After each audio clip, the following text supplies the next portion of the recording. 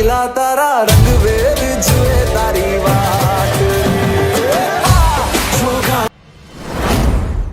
नमस्कार, आप hot India के प्लेटफॉर्म पे हैं। मैं हूं साहिल सन्नी। आज मैं आपके बीच बात रखने जा रहा हूं आजकल जो एक नई पॉलिसी चली हुई है, गरबा इवेंट्स।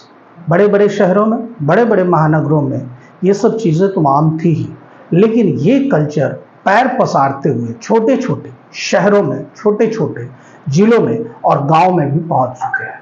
आइए, मैं इस पर एक विश्लेषण है। फेस्टिवल में संबंध यानी कि यौन संबंध का मजा 4 गुना हो जाता है। वो भी ऐसा फेस्टिवल जिसमें वाइब भी पूरी तरीके से मस्ती वाली हो, और हो भी क्यों ना, आजकल सभी इसी के शौकीन हैं। आजकल लोग हर फेस्टिवल में ये शिकायत करते हैं कि अब पहले जैसी रौनक नहीं रही, और होगी भी क्यों, क्योंकि अब त्योहारों का मतलब, फेस्टिवल का मतलब पूरी तरीके से बदल चुका है। जी हाँ, मैं जो बात आपके बीच रख रहा हूं, आप भी उससे वाकिफ होंगे। आप भी कभी इसके बारे में अगर अपने मन मस्तिष्क में सोचेंगे तो जरूर आप हमारी बातों से सरोकार रखेंगे। पहले जब गरबा इवेंट होता था तो उसमें मुख्य रूप से बड़े घरों के लोग आते थे। जी हाँ, बीच में समय बदला और मिडिल क्लास के शादीशुदा लोग भी इसमें आने लगे, क्योंकि गरबा का उद्देश्य अपनी कम्युनिटी के साथ मिलकर मां अंबे को याद करना था। लेकिन आज जब डिजिटल मीडिया अपना पैर पसार चुका है, सोशल मीडिया जब पूरी तरीके से पैर पसार चुका है, आज जब समय बदल गया है, तो क्या हो रहा है? पहले गरबा जो हुआ करता था खुले बड़े मैदानों में होता था, लेकिन आज रिसोर्ट में बदल गया है। आज ये सब होटल में होता है, रिसोर्ट में होता है।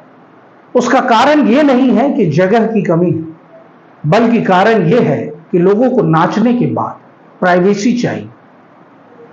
मेरी बातों से सरोकार रखेंगे आप। पार्लर में हजारों का मेकअप करने के बाद और उनके मेकअप में हजारों रुपए उड़ाने के बाद दोनों को यौन संबंध की ललक होती है। जी हाँ, कपल्स।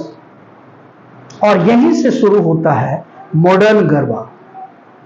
आज सबसे ज्यादा टिकट जो बुकिंग करते हैं वो यंग कपल करते हैं, और ये बुकिंग सिर्फ डांस की नहीं होती, ये बुकिंग होती है पूरे पैकेज की, जिसमें डांस के बाद एक प्राइवेट पार्टी होती है और उसके बाद दोनों अपने कमरे में सहवास का आनंद लेते हैं, क्योंकि इन इवेंट की वाइब सी ऐसी होती है।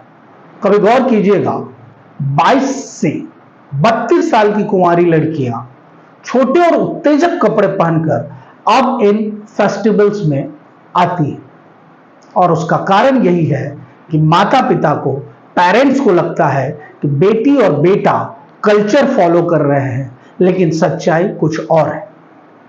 ऐसे इवेंट्स अब समाज को जोड़ने का नहीं, बल्कि जवान होती हुई लड़कियों का अपने जिस्म की आग बुझाने का एक बहुत बड़ा जरिया बन गया है।